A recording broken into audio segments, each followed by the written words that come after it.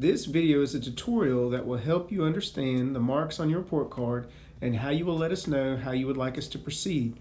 To start, let's take a look at some sample report cards so I can explain everything to you. You can see in the picture above, this is Student A's report card. We have written on everyone's report card their GPA. That is what we use to determine the markings below.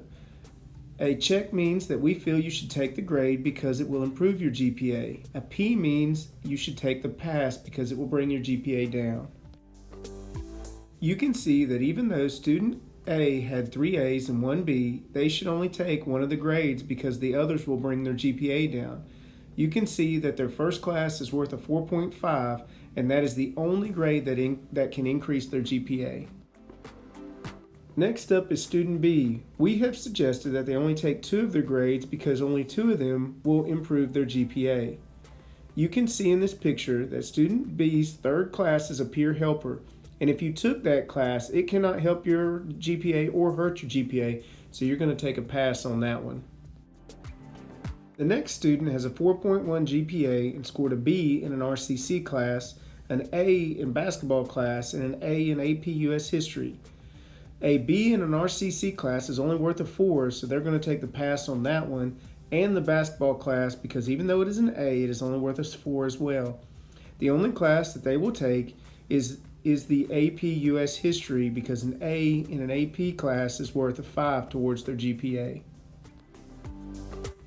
Now that you know how to read the report card, the next step is to get on the computer, check your email, and fill out the Google form that we have sent you so you can tell us what you want us to do.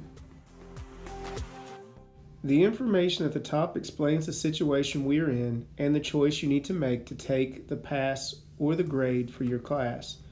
Please read through it carefully and then proceed to the form below. The first item is your grade level. Please select the grade level that you were in during the past semester.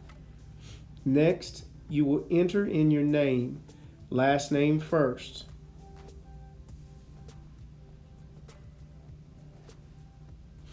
Next, we will get started on your classes.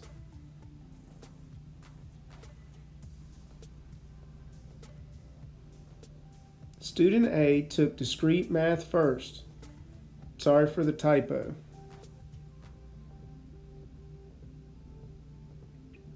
They did well, so they're going to take the grade to increase their GPA. Next, they took English 111 and they got a B. So they're going to take the pass. Third period, they had film studies and got an A. But with a 4.25 GPA, it's only weighted as a 4, they're going to take the pass. Fourth period, they had weight training, and it is the same as the film studies course.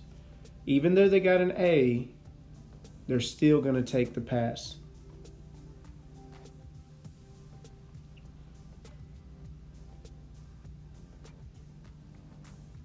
After completing all 4 courses, you click Submit.